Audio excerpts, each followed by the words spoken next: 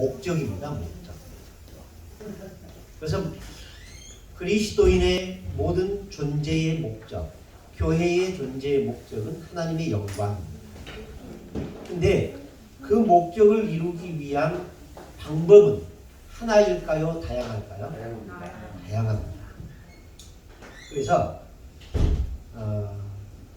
존재의 이유는 하나지만 존재의 방법은 여러 가지일 수 있다는 겁니다. 근데 우리는 존재의 목적이 하나이니까 존재의 방법도 하나여야 한다고 생각하는 옹졸함은 없는가 하는 겁니다. 한국교회가 왜 이단이 그렇게 많을까요? 나랑 조금만 틀리면 무조건 이단으로 치부해버리는. 예. 자기 것이 최고라고 생각하는 그런 아집은 아닐까 하는 겁니다. 우리 교회와 다르면 이상한 거예요.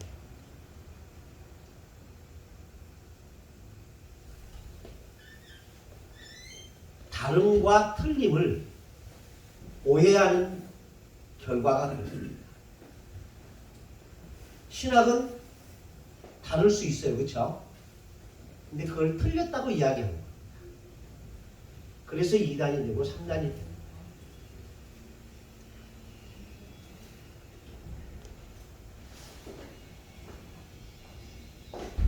송구영신 예배 여러분의 교회에서는 어떻게 해요? 몇 시부터 해요? 12시. 정확하게 12시에? 예.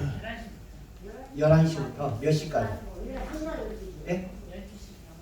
12시. 우리 11시 반 시작해서 송구 땡땡땡 10초 하고 땡 그다음에 영신여배 했어요.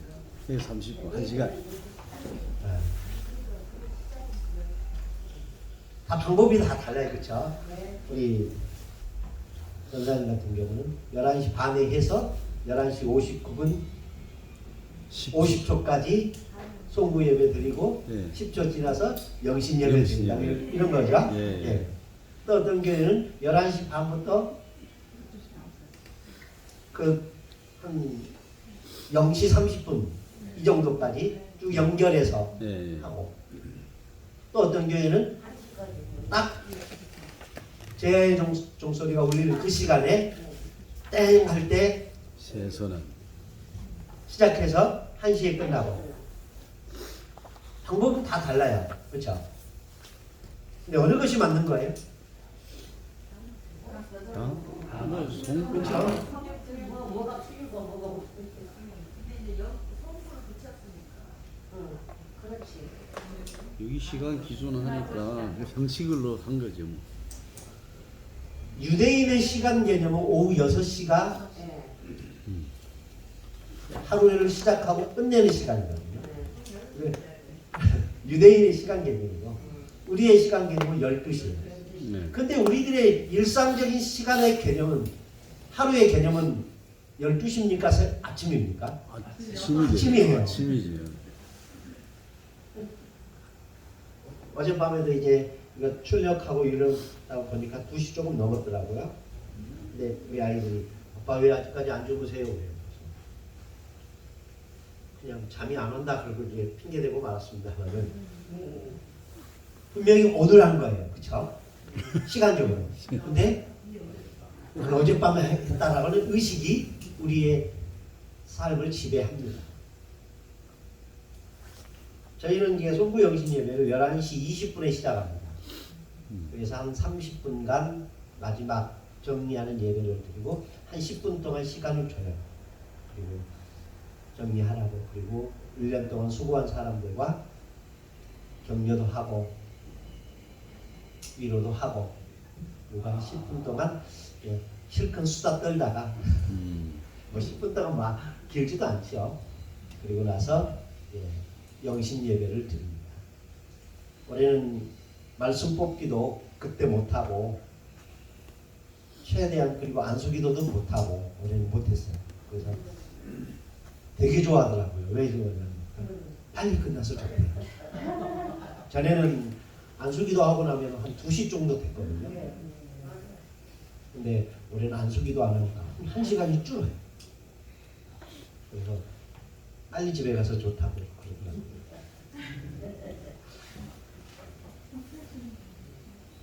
성찬식은 안 하시죠?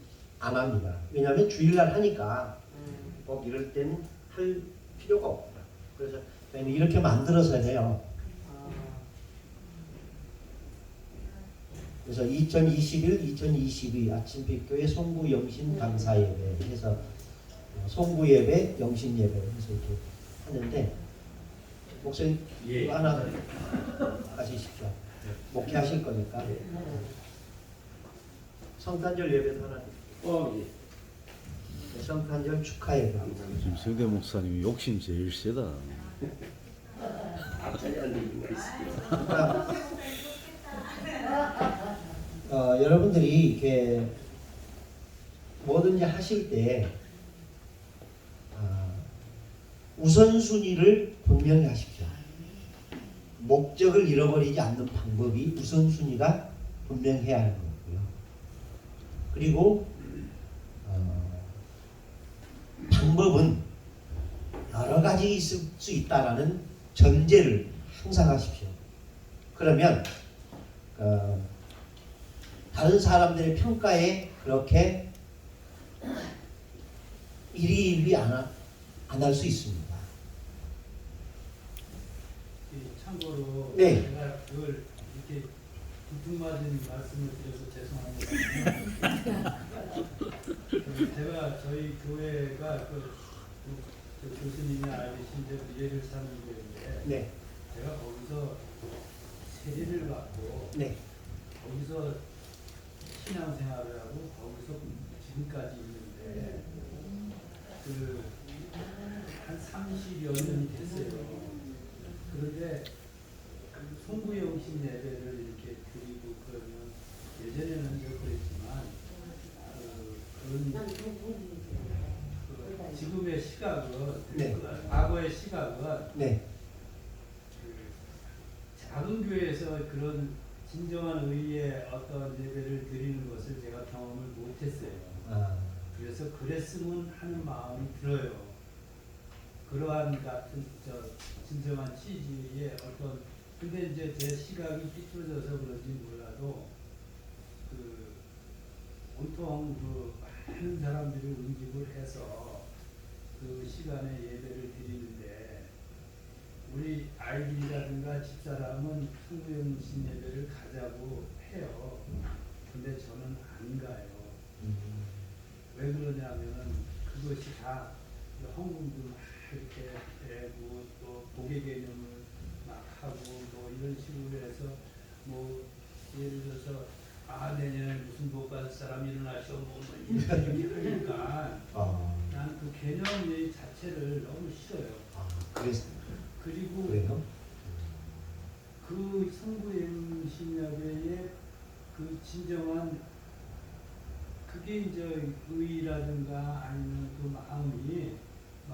진짜 마음을 들였으면 좋겠는데 그와 같은 형식의 그 예배 생활을 제가 큰 교회에 그 답습을 한 지금까지 일이 돼서 사실은 집에서 간단히 이제는 아이들을 집사람이나 아이들을 이제 가라고 해도 이제 가고자 하는데 나만 안 가니까 제가 이제는 이제 집에서 예배를 간단히 드리는 형식이거든요. 근데 그런 사고 때문에 부정적으로 자꾸 제가 안 하고 싶어요. 이 송구영신 예배를 그런 복의 개념으로 그래서 이제 강조하시니까 그 헌금원과 연결해서 하시니까 싫으시다 이거죠. 그것과 더불어 모든 분들의 그 분위기 자체도 그것이 진짜인가 하는 생각은 싫어요. 송구영신 예배를 해야 하는 이유가 성경적인 건 없습니다. 월상 예배는 있어요. 근데 새해 의미에서 예배해야 한다 그런 의미는 없습니다. 근데 하나 제가 주장하는 이유는 뭐냐면 매듭입니다. 매듭. 한 해를 정리하고 한 해를 시작하는 그 매듭이에요. 그러니까 전에 건 전에 걸로 새로움으로 이 시작하는 그 매듭이 있으면 다르거든요. 그래서 하는 거지 꼭 그런 거는 아닙니다. 그러니까 이 작은 교회에서 네. 진정한 의의 어떤 뜻을 담아서 서로 이렇게 분위기 좋게 이렇게 저렇게 이렇게 하는 것이 얼마나 좋겠느냐 하는 저는 그런 생각이. 그럴 수도 있죠. 근데 또 큰 교회는 큰 교회 나름대로 작은 교회가 할 수 있는 일을 못 해요. 못해도 그러니까 우리 그 같으면 분위기로 안수기들 가족교로 나오면은 아빠가 나오면 아빠 먼저 엄마 먼저 애들 순서대로 이렇게 쭉 기도하는데 큰 교회 어떻게 1000명 넘는 사람을 어떻게 혼자 기도하겠어요? 못하죠. 네. 그런 큰 교회와 작은 교회의 그런 차이점이 있어요. 그러니까 그 차이점을 어떻게 극복하느냐도 문제겠지만은. 저희는 네. 크리스마스, 예. 성교연습 예배 예. 없는 교회에서 시작을 했어요. 뭔 말이에요? 없는 교회에서 그런 예배를 안 드리는 교회에서 시작을 했어요. 아. 그래서 그거를 몰랐었어요. 처음에. 그럴 수 있어요. 그리고 성탄절이 꼭 12월 25일인가라는 그런 신학적 논쟁도 없지 않아 있긴 있습니다. 그래서 동방교회에서는 1월 6일 날이 성탄절입니다. 주현절이라고 하는데 1월 6일이에요. 그래서 이 동방교회는 러시아 정교회, 그리스 정교회 이런 걸 동방교회라고 하거든요. 그래서 러시아의 영향력 하에 있었던 동북권의 교회들은 1월 6일 날이 성탄절이었습니다. 그리고 서방교회의 영향력이 있었던 로마의 영향권이 있었던 서방교회들은 12월 25일을 성탄절로 합니다. 그러니까 그거는 로마 교회가 그 당시에 그런 토착 종교와 결합하면서 성탄절이 12월 25일로 됐다. 그런 설이 있습니다. 근데 이게 중요한 건 아니고요. 예수님께서 이 땅에 오셨다라는 게 중요한 거죠. 그걸 기억하자라는 거예요. 그래서 하는 거니까 해도 되고 안 해도 됩니다. 꼭 그것을 해야 한다 안 해야 된다 이런 건 없습니다. 성구영신 예배 때 네. 말씀 없는 그 부분은 좀 기복적이다 이런 표현을 하는 분도 계시는데 그렇게 생각할 수도 있습니다. 교수님 어떻게 그냥 판단하시는지. 그러니까 가능하면 좋은 말씀으로 다 제가 만듭니다. 네. 직접 만든데 아니면 사서 제가 직접 만든 겁니다. 직접 만들어서 사시는 게 아니고요. 만들어서 복사해서 양쪽으로 복사해서 붙여서 코팅을 한 겁니다. 제가 올해 뽑은 것은 형통입니다. 너는 너의 하나님 여호와를 신뢰하라. 그리하면 경고히 서리라. 그의 선지자를 신뢰하라. 그리하면 형통하리라. 역대하 2장 20장 20절 말씀인데 꼭 이렇게 살지는 못하겠죠. 근데 이렇게 살았으면 좋겠다라는 소망을 담고 하는 거예요. 그래서 2개씩 뽑았는데 이것도 만드는데 꽤 시간이 걸려요. 복사해서 붙여서 코팅하고 또 자르고 구멍 뚫고 이렇게 하는데 사서 하는 게 좋긴 해요. 편하고 싸고. 이거 가져가시면 안 돼요. 예. 다른 다 주셔도 이건 안 드시나요? 왜냐면 그건 제 거니까 제가 남으면 교회에서 갖다 드릴게요. 다음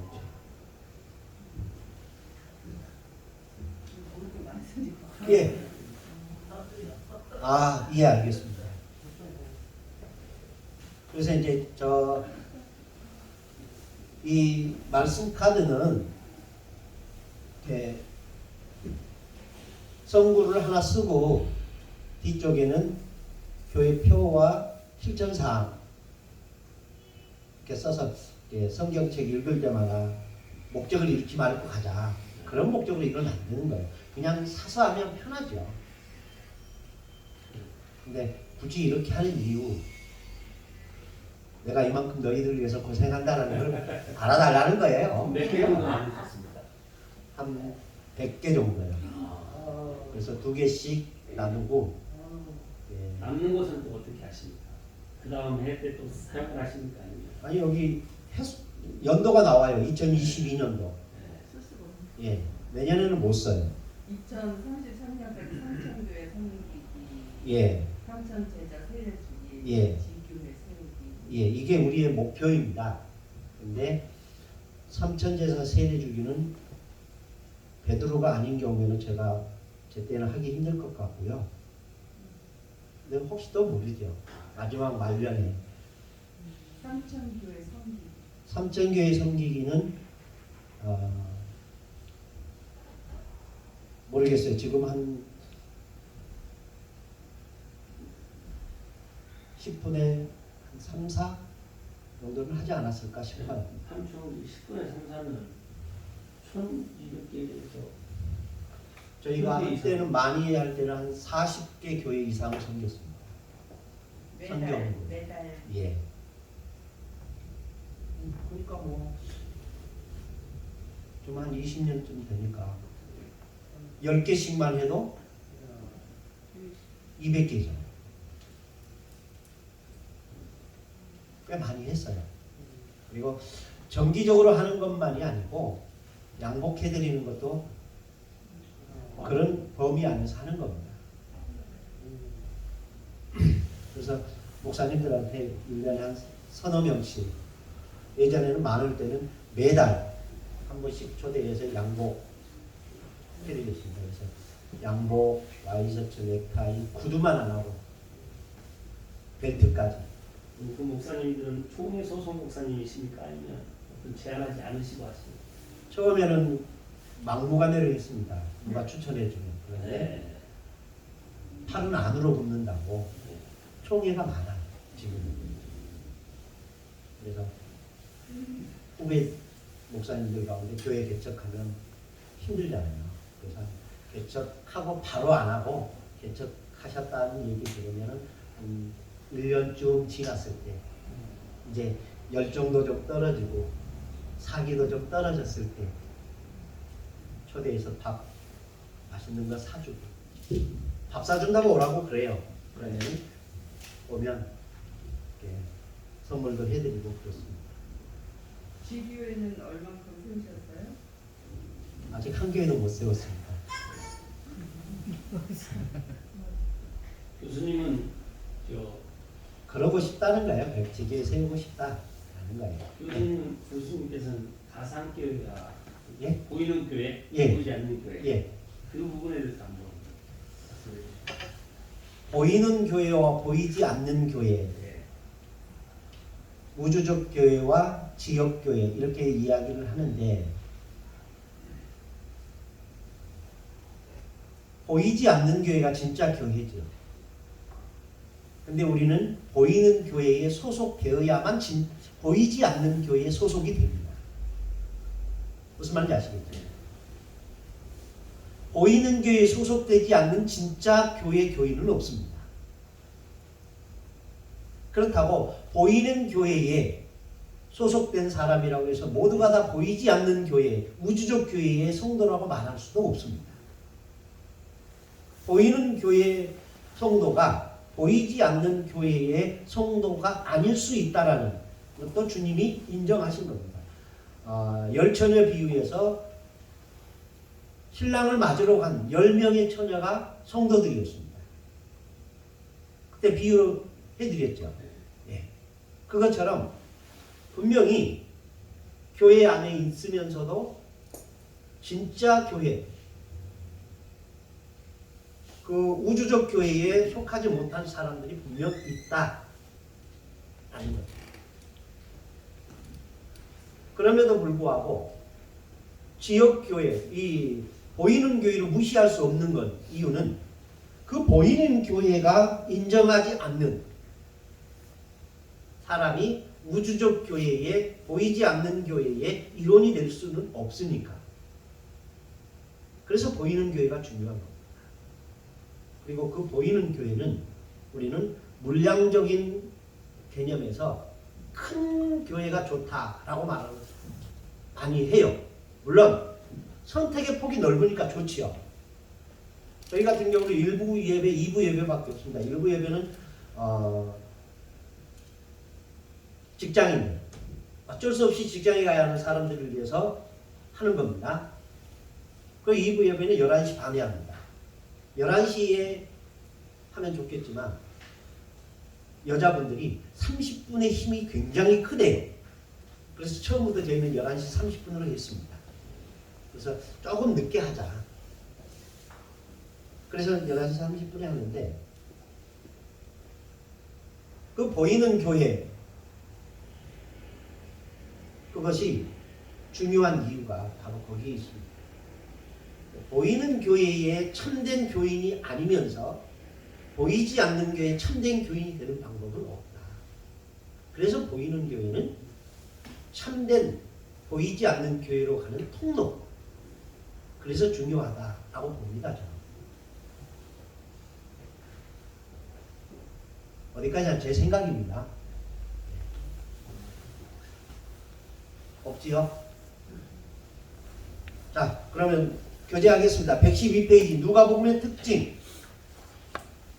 누가복음은 마태, 마가, 요한복음과 비교해서 많은 차이점을 가지고 있다. 다음 표 23에서 보듯이 6가지가 아니라 7가지입니다. 거기 잘못 썼습니다.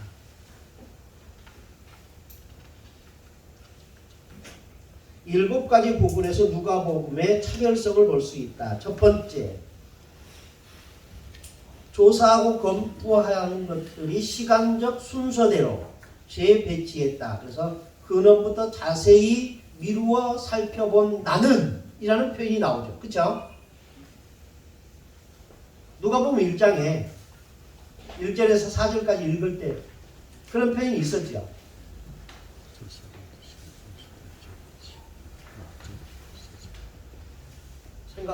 기억이 안 나요? 아까 우리 읽을 때 데오빌로 가까이 내가 근원부터 자세히 미루어 살핀 내가 이렇게 써서 보내는 것이 필요한 줄로 알아. 그런 표현이 있었잖아요. 그리고 포괄적인 신학 사전적 의미를 가지고 있다. 그렇습니다. 복음주의적 그리고 선교적 특성을 강조했고 성령의 사역을 강조하고 있고 제자론을 강조하고 있다 하는 것. 세 번째는 예수님에 대한 시각이 예수님의 인성을 강조하고 있다. 그러면서 예수님을 가리켜 인자 혹은 예수님의 족보를 설명하고 있는 것을 보면서 예수님의 인성을 강조하고 있다. 마태, 마가, 누가 그리고 요한복음 이 사복음서가 왜 공관복음서라고 하고 왜 제4복음서라고 얘기할까요? 공관복음이라는 말은 무슨 의미일까요?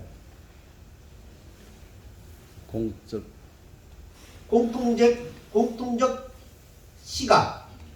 그래서 공관복음이라고 말합니다. 그렇다면 마태, 마가, 누가가 공통적으로 예수님께 대한 가진 시각이 무슨 시각이었어요? 마태는 유대인들에게 보내는 서신으로서 예수님을 만왕의 왕으로 표현합니다. 마가는 고난받는 종으로서의 예수님을 이야기합니다.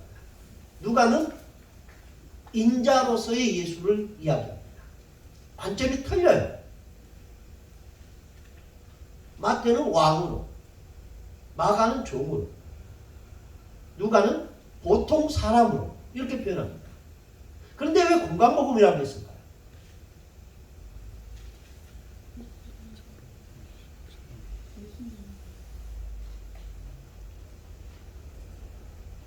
그 이유는 요한복음과 다르다는 겁니다. 요한복음은 예수님은 이성 일인격을 가졌다라고 신학을 주장합니다. 이성, 인성과 신성. 요한복음은 예수님의 인성을 이야기할 거예요? 신성을 이야기할 거예요? 신성입니다. 그래서 요한복음 1장 1절부터 태초에 말씀이 계시니라. 그 말씀이 하나님과 함께 계시다. 그 말씀이 곧 하나님이다. 하면서 그 말씀이 육신이 내 우리 가운데 왔다. 그 말씀이 누구다? 예수다. 그러면서 예수를 처음부터 요한은 예수님을 처음부터 누구로 규정합니까? 하나님으로 규정합니다. 그런데 마태, 마가, 누가는 처음부터 그는 하나님이다라고 주장하지 않습니다. 그는 마태, 마가, 누가는 처음부터 예수는 인간이다 이렇게 시작합니다. 그래서 마태복음에는 예수님의 인성을 강조하기 위해서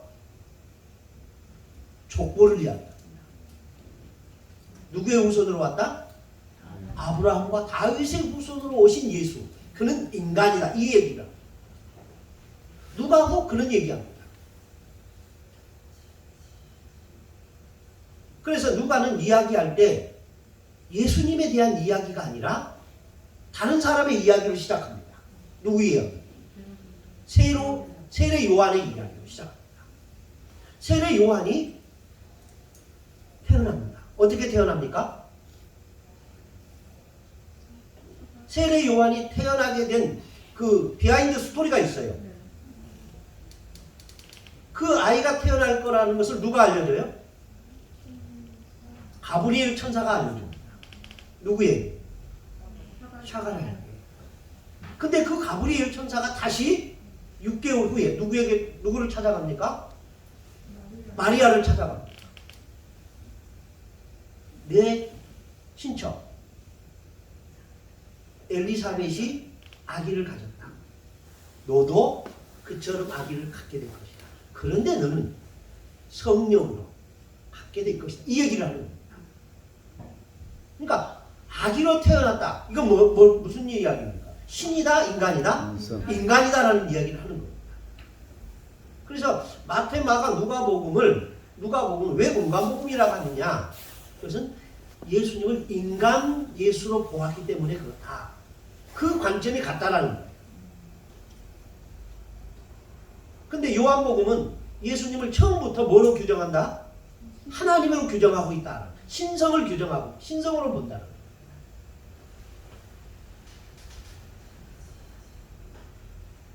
그래서 예수님에 대한 시각이 누가복음은 인자로서 예수를 강조하고 있다. 그러기 위해서 족보를 이야기합니다.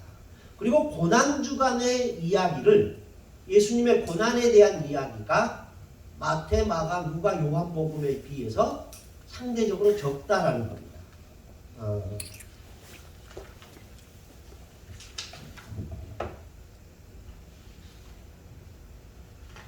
나중에 하겠습니다만은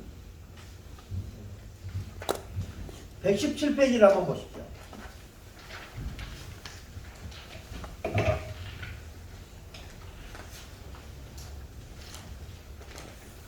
(117페이지) 밑에 보면 사복음서의 고난주간 비중 비교 나와 있죠. 예. 마태복음에서는 21장부터 28장까지 전체 장수의 28장에서 8장을 할애하고 있습니다. 비율은 28%.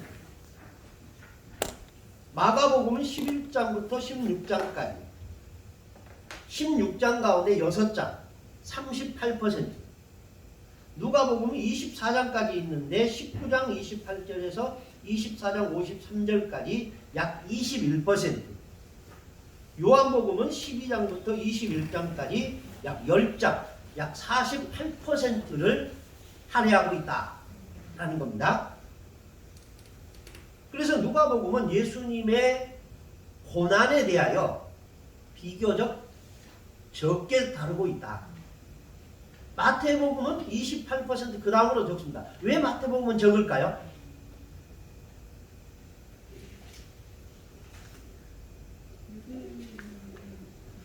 유대인의 왕인데 왕으로 오신 분인데 고난을 많이 이야기하면 안 됩니다.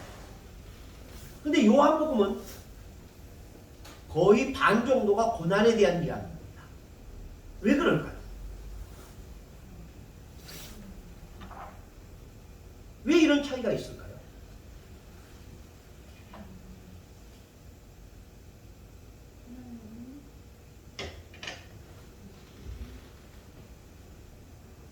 이거는 그리스 로마 신화에 대한 이야기를 보시면 이해가 돼요. 그리스 신화, 로마 신화 이야기. 이용기 씨가 써놓은 소설 같은 소설처럼 풀어놓은 그리스 로마 신화 혹시 읽어보셨어요? 그런 것들을 보면은 그 신들은 지배하는 신입니까? 자기를 섬기는 사람들을 위하여 희생하는 신입니까? 지배하는 신입니다. 근데 예수님은 섬기는 신입니다. 그리고 그들을 위하여 죽어주는 신입니다. 세상에 이런 신은 없습니다.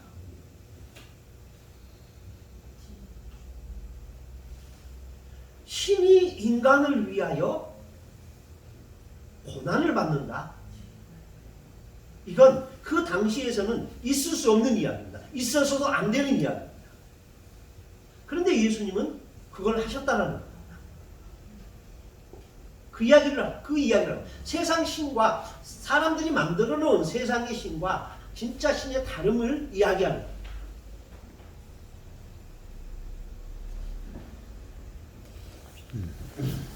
네 번째, 사회복음의 중요성을 강조하는 복음서가 누가복음이다라는 겁니다. 그러면 소외계층에 대한 관심이 많습니다. 사마리아 사람에 대한 이야기. 사마리아인의 비유 기억나십니까? 어떤 거예요? 산적 만난 사람을 위해서 봉사하는 사람. 근데 우리는 이거를 사마리아인의 이야기를 이야기할 때 단서가 붙죠. 무슨 사마리아인? 선한 사마리아인. 근데 예수님은 이 사마리아인의 이야기를 할 때 이 사람이 착하다 말해요, 안 해요? 안 해요. 그러면 착하다는 표현은 누가 붙인 거예요? 우리가 붙인 거예요. 사람들이 붙인 거예요. 예수님이 이야기하고 싶어 하신 말씀은 뭘까요? 사마리아 사람이 착하기 때문에 그를 구원했다? 아니에요. 정상적인 사람이라면 그렇게 해야 한다는 걸 강조하는 거예요.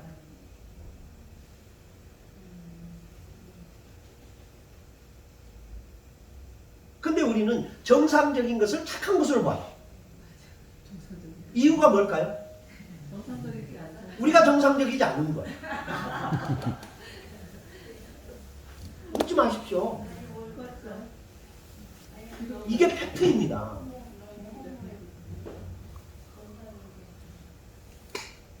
또 사마리아에 대한 이야기가 또 한 군데 나옵니다. 10명의 문둥병자가 예수님을 만났습니다. 예수님이 말씀하십니다. 제사장에게 가서 너희 몸을 보이라.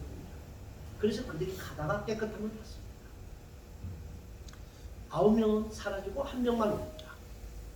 그리고 예수님 발 앞에 엎드려 감사합니다. 그래서 예수님 말씀하십니다. 이 사마리안 외에 다시 온 자가 없느냐?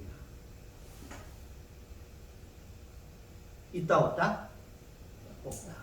그 얘기 말합니다. 가라. 내 믿음이 너를 구원하여.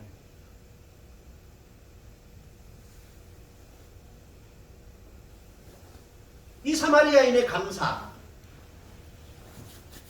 당연한 겁니까? 아닌 겁니까? 당연한 거예요.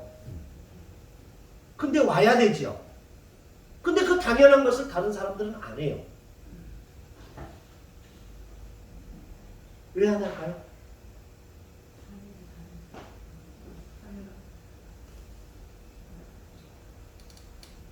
우리는 그 당연한 걸 너무 안 해요. 교회가 존재하는 이유, 하나님의 영광을 위한 거다. 이건 특별한 거예요? 당연한 거예요? 당연한 거예요. 근데 우리는 특별한 걸 하나님이 우리에게 요구하지 않는데 우리는 해놓고 나서 그게 특별한 것처럼 포장을 해요. 그렇게 포장하는 순간 우리는 특별하지 않은 존재가 됩니다.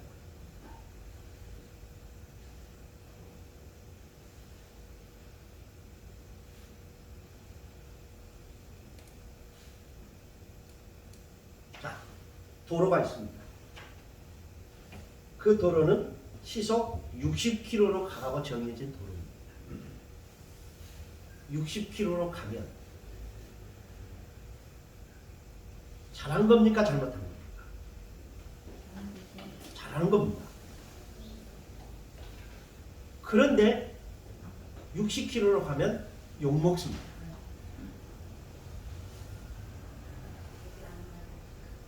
왜 그럴까요? 내 길을 막으니까. 앞뒤를 가로막아요. 여러 가지 이유가 있겠죠. 못 먹는 게 아니라 욕을 해요. 되게 그러니까 당연한 것을 해야 함에도 불구하고 그 당연함을 생각하지 않는 사람들이 너무 많아. 그래서 당연하게 하는 사람들이 이상한 사람이 되고요. 당연하게 생각하고 당연하게 행동하는 사람들이 이상한 사람 취급을 받아요. 피곤하게 사는 거예요. 네? 왜 그렇게 피곤하게 살아? 그런 일이 많아요. 그러니까 하나님 예수님께서 우리들에게 너희 특별한 사람들이라 이런 얘기 안 하셨어요. 보통 사람이 되라. 근데 우리는 그 보통마저도 안 되니까 탈이죠. 자, 계속해서 보십시다. 가난한 사람들의 이야기, 탕자의 이야기, 나병 환자 이야기, 세리의 이야기, 이방인 이야기, 회개한 강도의 이야기, 이런 것들은 사회적 소외계층의 사람들에 대한 이야기다.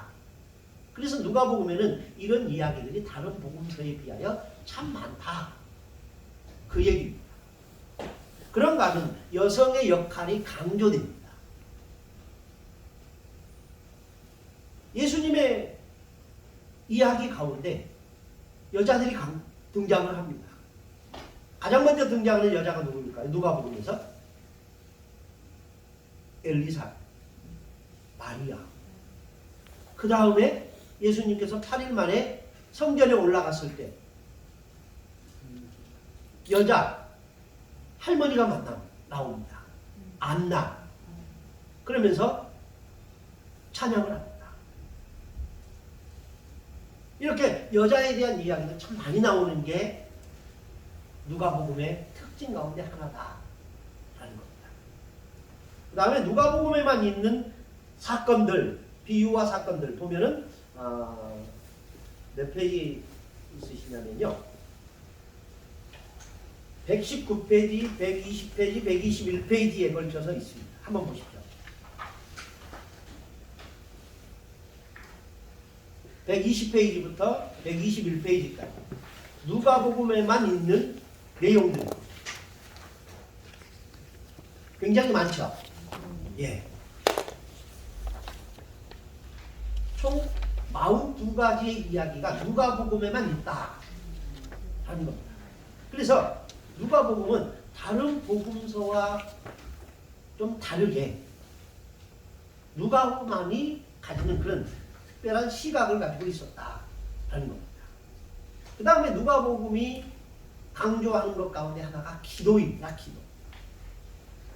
예수님이 세례 받으실 때 기도하셨다. 바리새인들과 충돌을 앞두고 기도하셨다. 12사도를 택하기 전에 기도하셨다. 자신의 신분에 대하여 노출하시기 전에 기도하셨다. 변화산에서 기도하셨다. 십자가 위에서 기도했다. 베드로를 위하여 기도했다. 밤중에 찾아온 친구의 비유, 그리고 불의한 재판관의 비유, 이것들도 기도의 중요성을 이야기하기 위해서 비유로 하신 것이다. 이런 것들을 보면은 누가복음은 특별히 뭐에 대해서 강조하고 있다? 기도에 대하여 강조한 복음서다 하는 겁니다.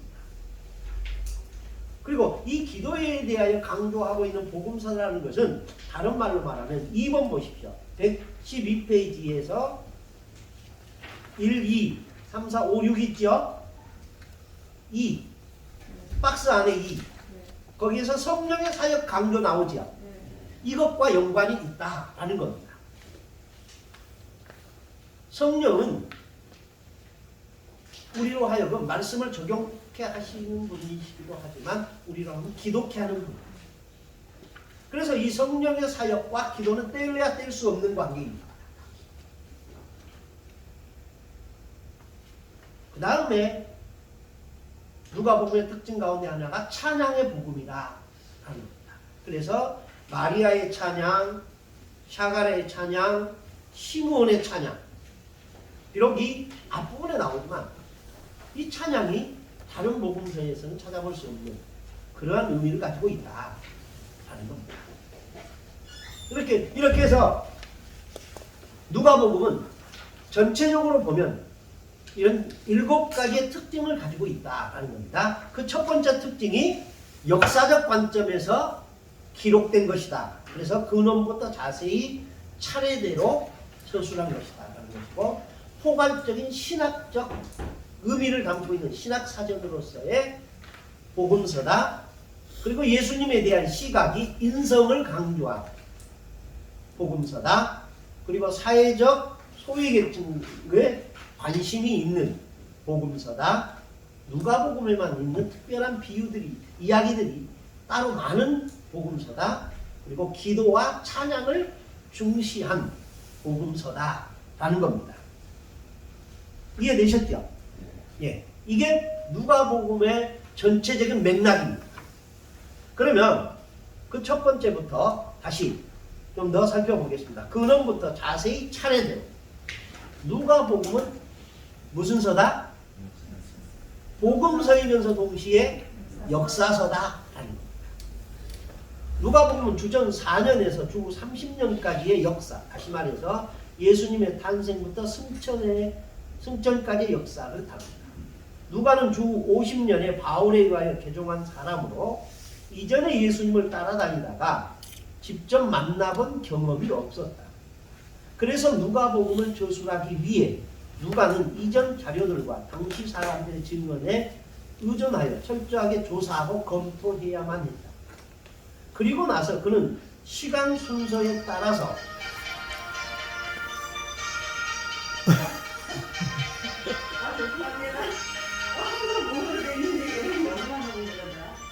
온오프를 돌려놓고 전화 받으세요.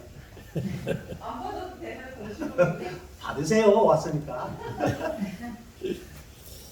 자, 계속하겠습니다. 그리고 나서 시간 순서에 따라 순차적으로, 연대기적으로, 역사적으로 그것을 배치하였다.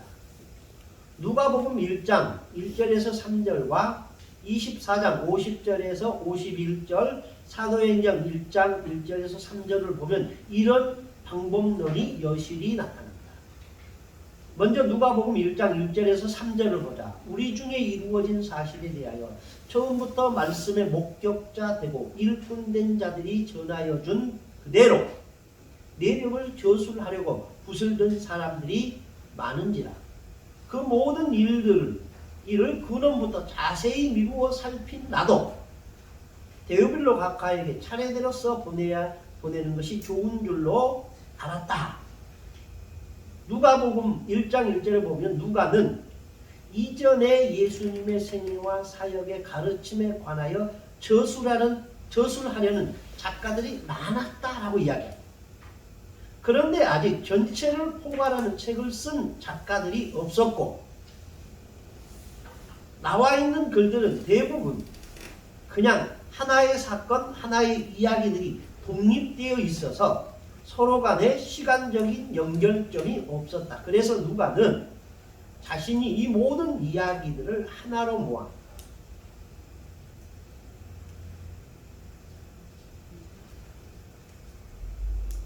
이산이 아닌데 역사 순서의 시간 시간입니다. 시간.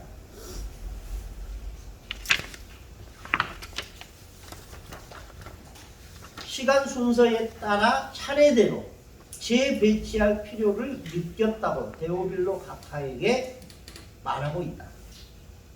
3절에서는 이 모든 근원부터 자세히 미루어 살피다 라는 표현이 나옵니다. 누가는 성령님의 가르치심과 인도하심에 따라 모든 글들을 검토하고 현장에 있던 사람들을 인터뷰했고 하나의 사건이 진짜 일어난 이야기인지 아닌지 조사했고 언제 어디서 어떤 일들이 일어난 사건인지를 자세히 연구했다는 것이다. 누가복음 1장 1절에서 3절에 글을 쓴 작가가 학자이자 역사가의 안목을 가지고 있음을 보여주는 증거라고 할 수 있다. 무슨 말인지 아시겠죠? 그러니까 자 우리가 이번 학기 시작하면서 구약 성경은 언제 39권으로 정립됐다 이런 얘기했죠. 얌니아에 의해서 주후 90년경에 39권으로 정했다. 그래서 신약성경은 292년 초대교회 사도들에 의해서 초대교회 지도자들에 의해서 27권의 성경이 구성이 됐다. 이 이야기 안 했어요, 우리가? 했죠? 예. 근데 한 번도 안 들어보시면 좀 이렇게 침묵하십니다.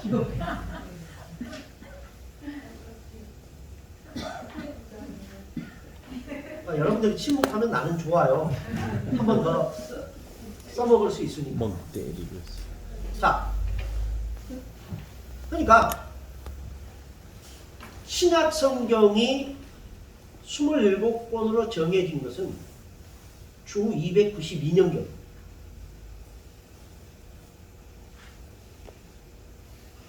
누가복음은 언제 기록됐다고요?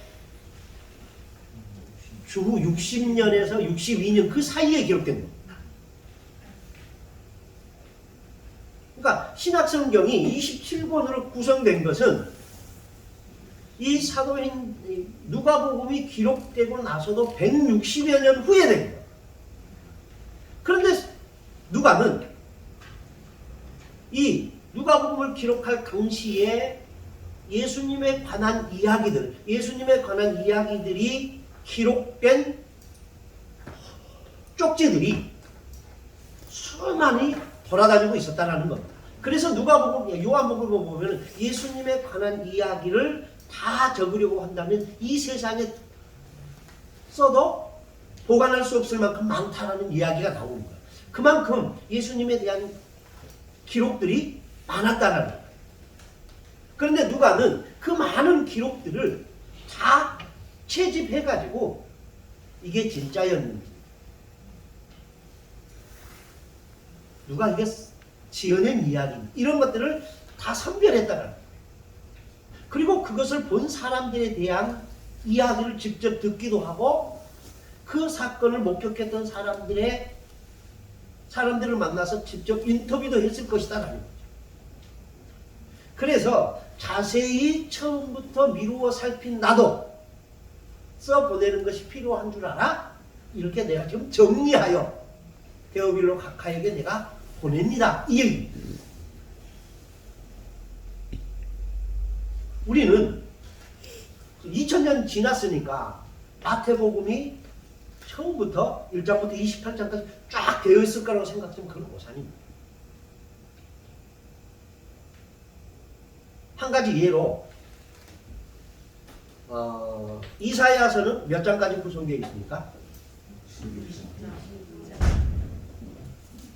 근데 이사야서를 66장까지 기록되어 있는데 그 66장까지 1장부터 66장까지 우리가 생각하는 그 이사야가 다 기록했을까? 순진한 사람들은 다 기록했을 거라고 생각하는데 성경학자들은 이사야서를 세 권으로 봅니다. 제1 이사야, 제2 이사야, 제3 이사야. 제1 이사야서는 1장부터 39장까지. 제2 이사야서는 40장부터 54장까지. 제3 이사야서는 55장부터 66장까지. 그 맥락이 다 달라요. 그리고 시대순도 다 달라요. 근데 제가 참 황당했던 거는 어느 부흥회를 갔더니 부흥사 목사님이 설교를 하면서 이사야서는 신구약 성경의 요약입니다. 그래요. 그래서 무슨 말씀이지 하고 귀를 쫑긋하고 들었는데 그건 이런 얘기예요. 신구약 성경이 몇 권입니까? 그래요. 몇 권이에요? 66권이죠. 그래서 보십시오. 이사야서는 66장까지 되어 있습니다. 그래서 사람들이 막 박수를 치는 거예요. 와, 맞다. 대단한 진리인 거죠. 그렇게 설명하는 목사님은 적지 않던데요. 그러니까 들어보십시오. 네. 그리고 1장부터 39장까지 그리고 40장부터 66장까지 내용이 다르다는 거예요. 분명 달라요. 그래서 1장부터 39장까지는 구약의 내용이다. 그리고 40장부터 66장까지는 신약의 내용이다. 그러니까 또 사람들이 막 박수를 쳐요. 그러면 그렇게 구분하려면 제3 이사야서도 얘기해야 돼요. 근데 그 얘기는 안 해요.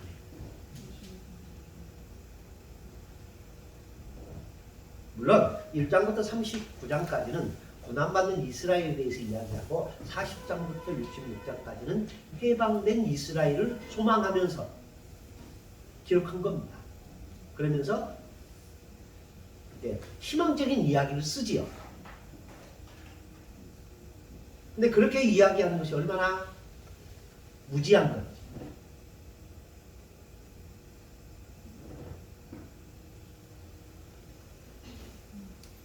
부분만 알고 전체는 모르는 거예요.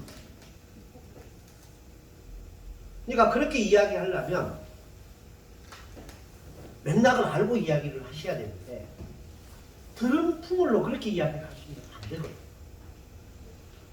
그러니까 설교할 때 여러분들 들은 풍월로 설교하시면 안 돼요. 누가 이랬다더라. 소위 카더라. 누가는 카더라식의 이야기는 안 해요. 근원부터 자세히 이루어 본 나는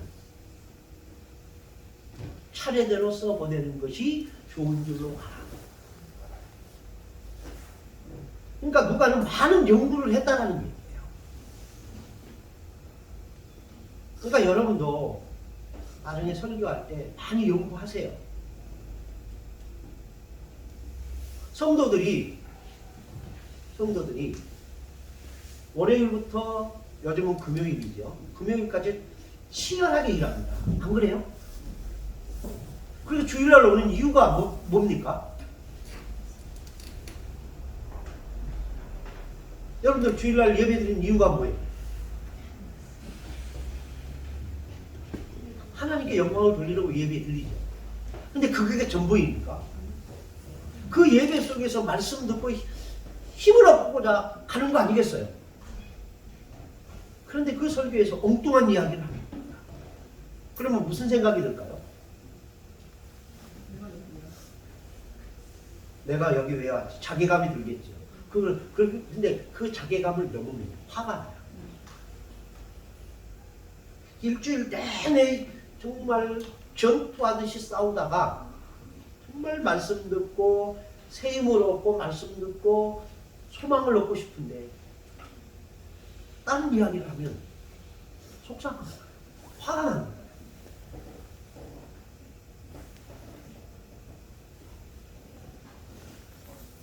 여러분의 교회에 그런 사람이 없을 거라고 생각하시면 오산입니다. 그러니까 목사는 설교 준비에 위해서 최선을 다해요. 차선은 필요 없어요.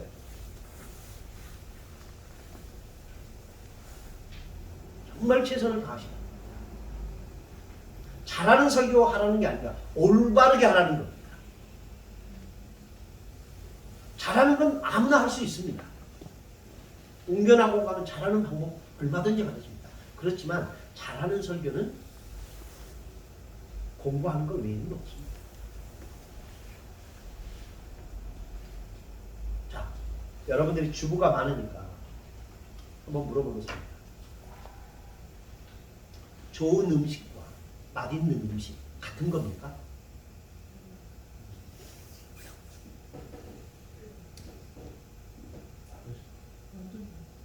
좋은 건 뭡니까? 건강. 뭐시게? 맛있는 건 뭡니까? 입에만 맞는 거. 근데 그 맛있는 것이 우리의 건강을 해친다는 겁니다.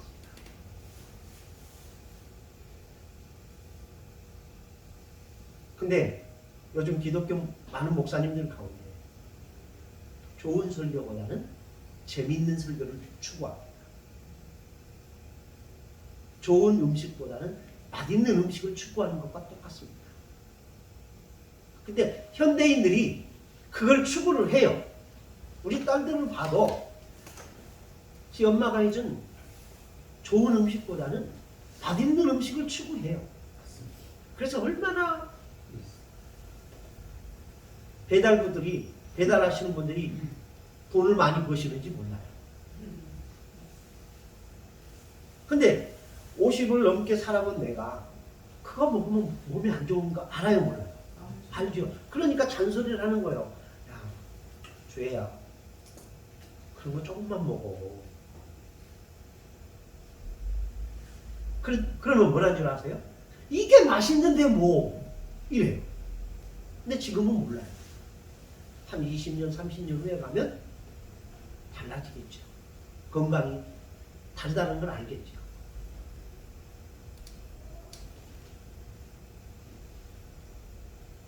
우리는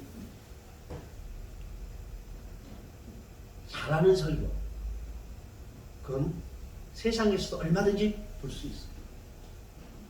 올바른 설교는 정말 필요한 겁니다. 그래서 아모스는 그러잖아요. 물이 없어 기갈이 아니다. 양식이 없어 주림도 아니다. 하나님의 말씀이 없는 기갈이라.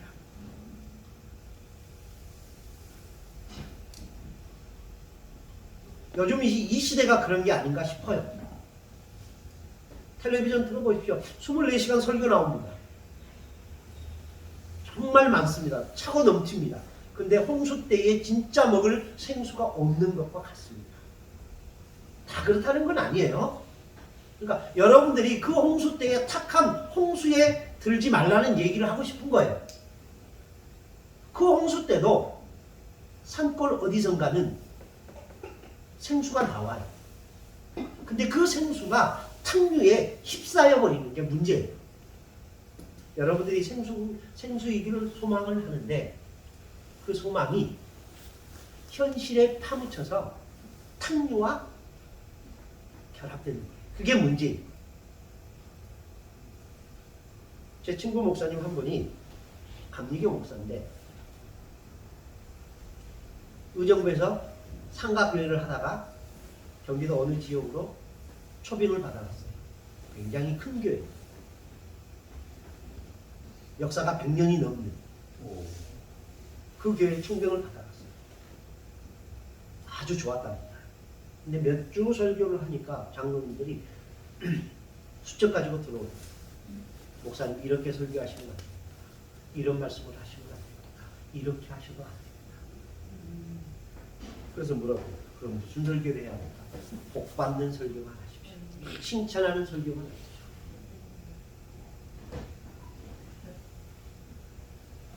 그러니까 좋은 이야기만 하라는 거예요. 그러면서 하시는 말씀이 칭찬은 고래도 춤추게 한대잖아요.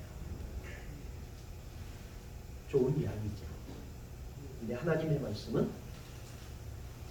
히브리서에 뭐라고 말씀하셔요?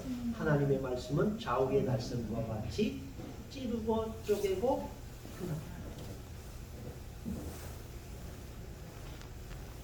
그러니까 요즘 교회들이 상처가 나면 그 위에다가 뭘 붙여요? 방지, 밴드. 반창고만 잔뜩 붙여놓는 거예요. 그 속에서 썼든 말든 겉만 괜찮으면 돼요. 이런 개념입니다.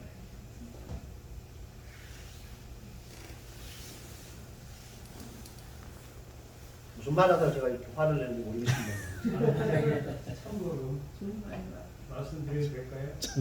예, 하십시오. 이 시간은 온전히 여러분을 위한 시간이니까 전 하다가 시간 되면 가면 돼요. 하세요. 괜찮아요. 그래서 제가 자꾸 이런 얘기해서 죄송합니다. 아니요, 괜찮습니다. 네. 저희 제가 예배를 드리는데 네. 집에서 이제 요한복음을 이렇게 조금씩 해서 이렇게 연재를 해서 예배를 드리는데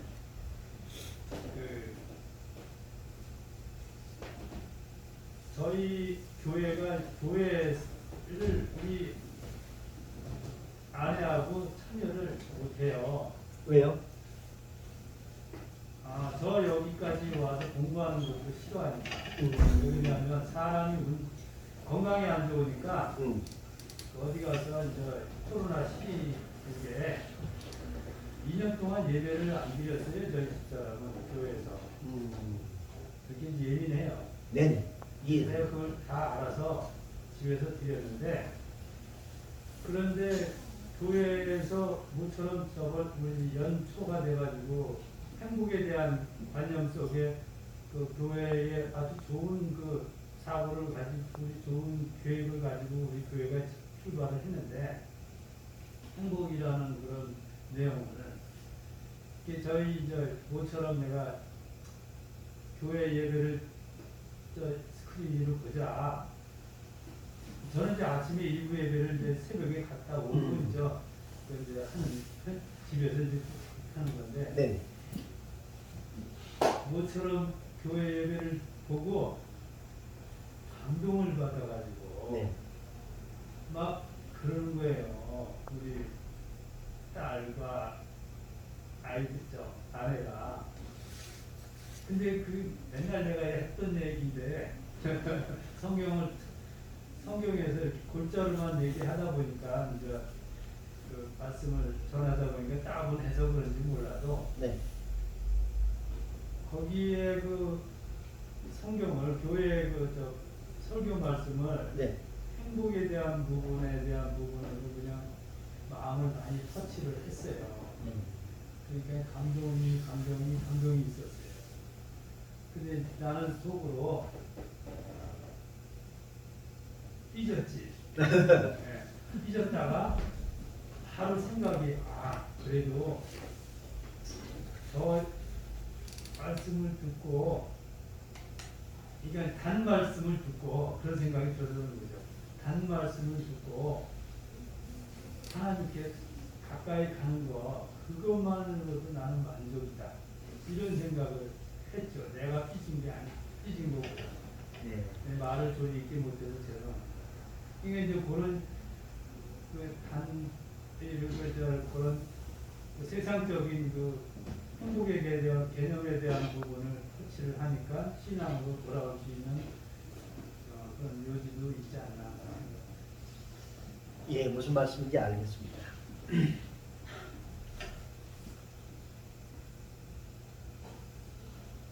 그러니까 제가 여러분에게 드리고 싶은 말은 내가 생수이고 싶어도 탕류가 너무 심하면 그 생수가 탕류에 섞여버립니다. 그럴 때 나는 어떤 스탠스를 취해야 되는가? 세상이 그러니까 나도 그래야 하는가? 그럼에도 불구하고 생수로서의 가치를 지켜야 하는가? 이게 문제예요.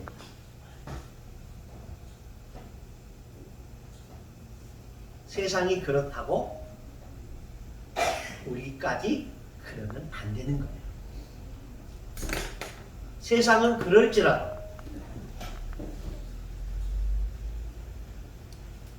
여러분 그렇지 않았으면 좋겠습니다. 그러기 위해서 성경을 많이 연구하십시오. 그래서 설교 한 편을 준비하기 위해서 최소한 20시간은 쓰세요. 강남에 유명한 교회가 있었습니다. 지금도 있습니다. 근데 그 교회 목사님이 안식년을 받아서 외국에 나가셨습니다. 그래서 나가면서 걱정이 있어요. 그 목사님은 설교를 잘하기로 유명한 목사님이었어요. 그래서 후임자 목사가 1년 동안 자기가 설교로 세우는 교회를 망치지는 않을까 하는 고민이 있어요. 걱정이 있어요. 그래서 이 후임 목사가 1년 동안 그 교회 강단을 맡게 된 목사님도 그게 고민이었어요. 저분은 설교의 대가였는데 나는 설교를 너무 못하는데 어떻게 할까? 고민하다가 이분이 결정했어요. 설교하지 말자. 성경만 읽자. 그래서 설교 시간에 한 60%는 거기에 무슨 말이 있으면 이렇게 성경은 이야기합니다. 이렇게 이야기합니다. 이렇게 이야기합니다. 1년간을 갔어요. 그때 놀라워요. 교회가 2배나 부릅니다. 그리고 담임 목사님이 오셨어요. 그리고 설교를 1년간 맡았던 설교 목사님이 이제 그만둬야 돼요. 그때 그 목사님을 따라가겠다는 사람들이 수백 명이다. 그래서 그 목사님을 개척을 해요. 그게. 그 담임 목사님도 굉장히 훌륭합니다. 세상에 어떤 분이 그래요. 그러면서 그 후임으로 1년간 설교했던 목사님이 그런 고백을 하는 거예요. 성경보다 좋은 설교는 없다. 성경보다 좋은 설교는 없다.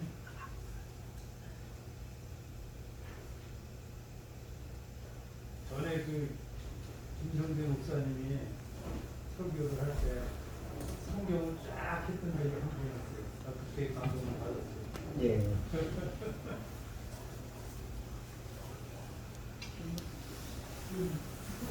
그래서 성경은 자 성령 하나님은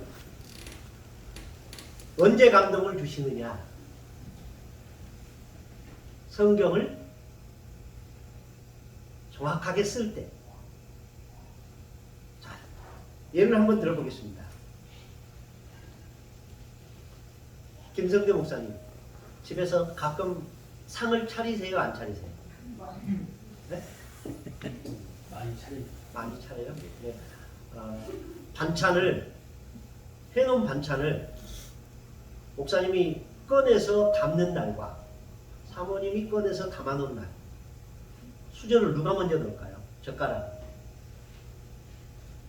네? 다시 한번. 자, 사모님이 이게 반찬을 그릇에다 놨어요. 그 다음 날은 내가 놨어요.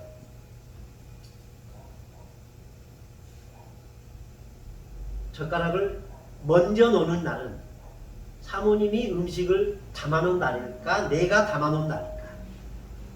사모님 예, 담은 거. 제가 당하는 날. 먼저 나요? 네. 아니 먼저 나도 그렇죠. 나중에 놓죠. 네.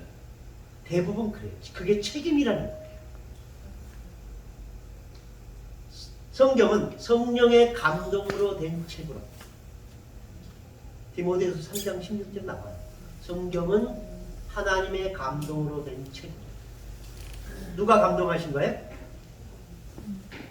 성령. 그래서 성경은 사람의 작품이 아니라 누구의 작품이에요? 성령 하나님의 작품. 그래서 우리가 반찬을 하거나 우리가 반찬을 넣으면 그 반찬에 대한 책임감이 내게 있어요. 그래서 나이 들수록 아줌마들은 뱃살이 쪄요. 다 먹어야 되는 책임이 내게 있다라고 생각해요. 근데 남자들은 자기가 안 낳았으니까 남겨요. 그리고 이렇게 말하죠. 왜 그렇게 많이 나가지고 남기느냐 이 얘기. 근데 그 음식을 차려놓은 사람이 자기면 그 말을 못하고 끝까지 먹어요. 예. 저도 끝까지 먹습니다. 근데 그걸 그걸 버전을 바꿔보는 거예요. 성경. 이 말씀을 누가 차렸어요? 하나님. 성령이 차렸어요. 성령 하나님이 차리셨어요. 그러면 이 말씀을 누가 사용할까요? 성령이 사용하시죠. 제가 쉬운 비유로 이렇게 말씀을 드리는 겁니다. 그러니까 설교는, 목사는 성경의 사람이 되어야 되고, 그 성경의 사람이 된다는 것은 성경을 바르게 이야기하고 바르게 전할 때 성령은 역사하시는 거예요.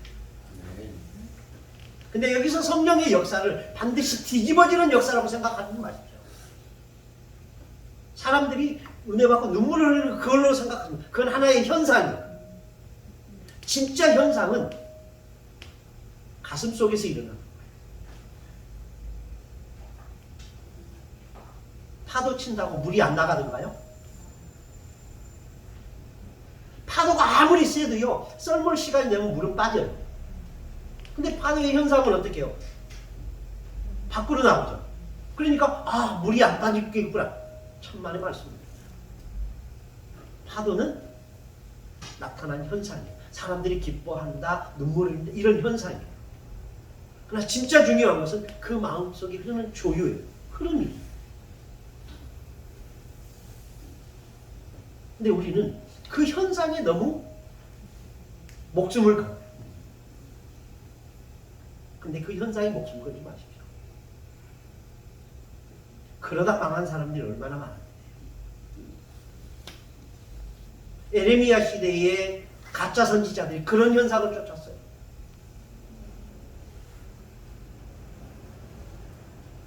예수님 당시에 사도행전 10장에 보면은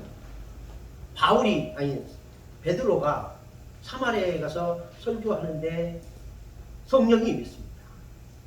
그때 시몬이라는 마술쟁이가 가서 나도 그 능력을 달라. 돈을 주고 살려고 합니다. 그건 현상만 쫓는 거예요. 근데 베드로는 현상을 쫓는 사람이 아니라 본질을 쫓는 사람.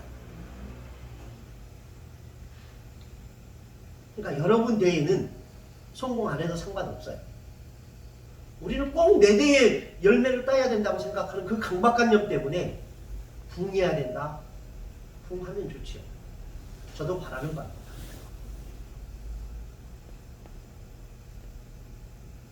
근데 정말 우리가 우리 자녀를 잘 키워놓으면 그 자녀들을 키울 거예요. 그리고 그 자녀를 잘 키워놓으면 그 자녀들이 또 그 자녀들을 키울 거예요. 그러면 그리스도의 나라는 이 땅에서 망하지 않아요. 근데 여러분 좀 크다는 교회들 보십시오. 어른들은 수천 명 되는데 아이들은 몇 명이나 됩니까?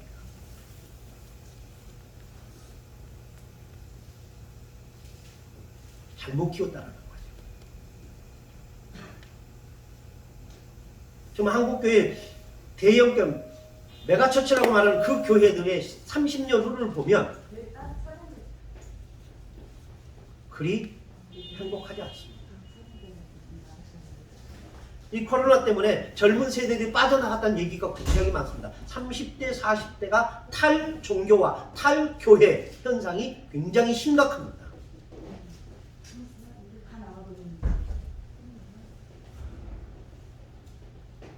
그런 의미에서 여러분의 교회는 30년 후에도 안녕하실 것 같습니까?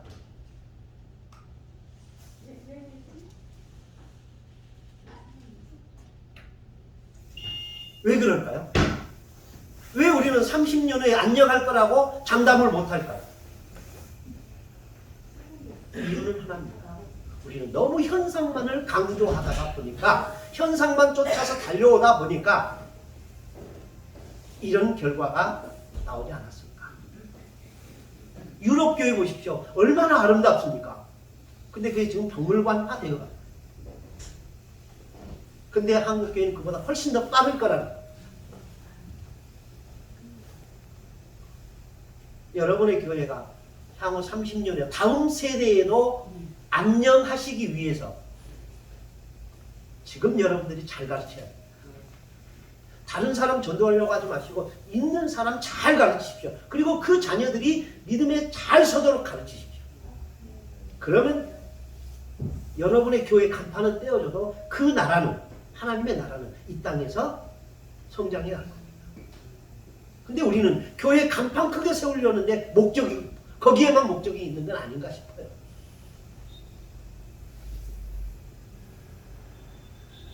왜요? 내 영광을 위해서.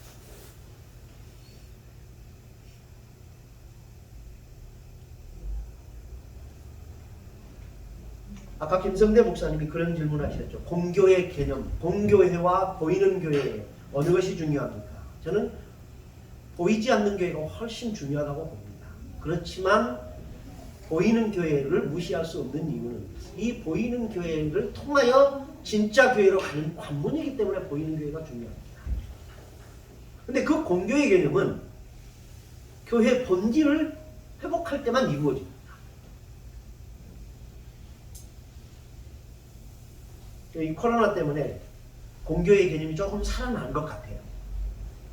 우리 하남시에도 큰 교회들이 작은 교회를 좀 돕자라는 움직임이 많이 있었어요. 그래서 코로나 때문에 어려운 교회들을 돕자 그래서 100만 원씩 줬어요. 교회. 하남교회가 약 100교회를 도왔대요. 1억입니다. 반납할 수 있는 거 아니에요. 그렇죠? 네. 다른 교회는 어떻게 도왔는지는 모르겠어요. 근데 그 하남교회에서는 어느 날 저희 교회로 100만 원을 보냈어요. 그래서 제가 편지하고 조그만 선물 하나 목사님한테 보냈어요. 그랬더니 목사님이 또 감사하다고 또 문자로 보냈어요. 그래서 그랬는지는 모르겠습니다. 지난 11월 달에 또 100만 원을 보냈어요. 200만 원. 예. 그 하남교회에서. 저는 온 줄도 몰랐어요. 기대도 안 하고 그래서 12월 중순에나 봤어요. 성적을 찍어보니까 저는 아직도 디지털 시대에 살지만 아날로그 시대예요. 그래서 종이 통장을 쓰거든요. 찍어보니까 그게 있는 거예요. 그래서 또다시 편지를 장문의 편지하고 써서 보냈습니다. 고맙다. 감사하다. 근데 이번에는 받으셨는지 안 받으셨는지 문자가 없어서 바쁘신가 봐요. 연말이라서. 그래서 이제 목사님은 추수감사서 선물로 보내셨는데 제가 아직 아날로그 시대의 의식을 가지고 사는 사람이라서 성탄절 즈음에서 확인하다 보니 어떻게 해서 성탄절 선물이 됐습니다. 참으로 감사합니다 하고 이제 편지를 보냈어요. 그 여직원한테 건네주고 그냥 왔는데 그 여직원이 목사님한테 전해줬는지 안 전해줬는지 모르겠습니다. 그래서 모르겠는데 이게 좀 어려운 시대가 되니까 교회들이 교회를 돌아보고 그러면서 공교의 개념이 조금은 살아난 것은 아닌가라는 생각이 듭니다. 그래서 저희가 교회를 섬기려고 하는 이유도 그런 공교의 개념입니다. 그래서 어떤 선배님이 그러더라고요. 야, 너 그렇게 선교헌금 하지 말고 땅 사. 그리고 교회 지어. 하기 전에 그 얘기했으면 진짜 그런데 투자했을지도 모르겠습니다. 그러면 땅은 샀겠죠. 크지는 않지만 땅은 샀을 것 같아요. 그리고 교회 건축했겠죠. 무슨 돈? 대출 받아서. 그리고 우리는 끙끙거리겠죠. 뭐 갚기 위해서? 대출 이자 갚기 위해서. 근데 저희는 대출 이자가 1원도 안 나갑니다. 얼마나 감사합니까? 그래서 저는 부자다라고 생각합니다. 남들이 볼 때, 저렇게 조그만데. 그래서 제 별명이 뭔지 아세요? 가난한 부자입니다. 그래서 참 잘 맞다고 생각합니다.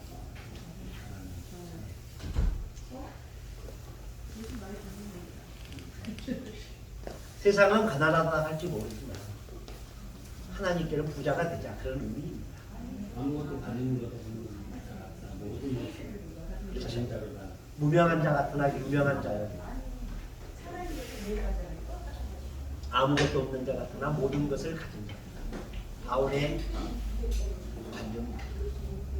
그리고 그렇게 주고 베풀려고 하는 또 다른 이유가 주님이 오신다면 손 털고 가기 쉽잖아요. 정말 교회 건물 짓고 이자 갚고 이런데 하다 보면은 참 힘드실 것 같아요. 그래서 어렸을 때 친구들하고 같이 딱지 치고 구슬치기 하고 땅 따먹기 하고 그 감나무 밑에 앉아서 땅 따먹기 막 하다가 저녁에 야 밥 먹어라 하면은 손 다 틀고 가잖아요. 그 땅 따먹기의 게임이 우리 인생의 축소판이 아닌가 싶어요. 그때 그 땅 따먹기 하려고 이 손가락을 얼마나 늘렸어요. 안 해보셨어요? 땅 따먹기 딱지치기 하면서 딱지 칠 때 그거 하나 따보려고 얼마나 우리가 침 뱉었어요. 그러다가 엄마가 담 너머에서 경례야 밥 먹어라 그러면 손 딱 들고 가는 거예요. 그게 우리 인생이 아닌가 싶어요. 어느 날 하나님이 오라 하실 때 하나님 조금만 기다려 나 이거 정리해야 돼요. 그러지 말고 손 딱 들고 가기 얼마나 좋아요. 저도 그런 날을 꿈꿔봅니다. 그래서 큰 교회는 큰 교회 나름대로 얼마나 좋은 일을 하는지 몰라요. 아름답잖아요. 그래서 여러분들이 꿈꾸는 교회는 컸으면 좋겠습니다. 왜요? 안 크실 거예요, 여러분 교회? 여러분 교회가 크십시오. 그래서 우리 교회 같이 작은 교회가 할 수 없는 크고 아름다운 일들을 하세요. 공교의 개념에서. 그렇지만 본질은 항상 잊지 마십시오. 그것이 하나님의 영광을 위해야 한다는 것. 그렇다면 우리는 이 땅에서 큰 교회나 작은 교회나 상관없이 우리는 좀 더 행복한 목회를 하지 않을까 싶습니다. 작다고 움츠러드는 것은 하나님의 영광을 위해서 하는 것이 아닙니다. 내 영광을 위해서 한다는 그런 마인드가 깔려 있기 때문에 그 비교의식에서 나오는 자기 이해입니다. 작다? 그래서 어쩌라고? 그래도 하나님의 영광을 이해하는 거예요. 이 생각만 있으면 작은 게 부끄러운 게 아니에요. 진짜 부끄러운 것은 알면서도 행하지 않는 게 부끄러운 거예요. 아멘. 전도라고 하십니다. 아니요. 제 합리화예요. 제 합리화. 제 교회가 작으니까 그렇게라도 합리화해야 내가 살거든. 이 작은 교회가 하남교회나 미래를 사는 교회로 경쟁한다고 생각합니다. 할 수 있겠어요? 못하는 거예요. 한 가지 궁금한 부분이 있는데 교수님. 예. 그 하남교회는 그럼 같은 그거 아닙니까? 아니에요. 그럼 하남교회는 어쨌든 하남에 소속된 그 개척교회들에게 다 백교회에게 동원해서 나누는 거예요? 그다음에 상관없이? 그 교회가 100교회를 줬는지 아니면 하남에 있는 교회 연합회에서 큰 교회들이 100교회를 한꺼번에 했는지는 모르겠어요. 네. 근데 100교회를 줬대요. 한 300개 정도 교회가 되거든요. 하남에 300개. 네. 근데 그렇게 했대요. 그러고 보면 어쨌든 코로나가 참 위대한 일을 한 거예요. 온기를 부르는. 근데 저희 교회가 딴 데서 선교원금 받아본 이번이 처음이거든요. 받고 싶어서 받은 건 아니었어요. 우리 선배 목사님이 김 목사 저기 계좌 하나만 줘봐 그래요. 그래서 당신이 주려나 했더니 하나님께를 줘가지고 받더라고요. 그래서 감사하게 그걸로 또 다른 후배 목사님 양복해드리고 막 그렇게 썼습니다.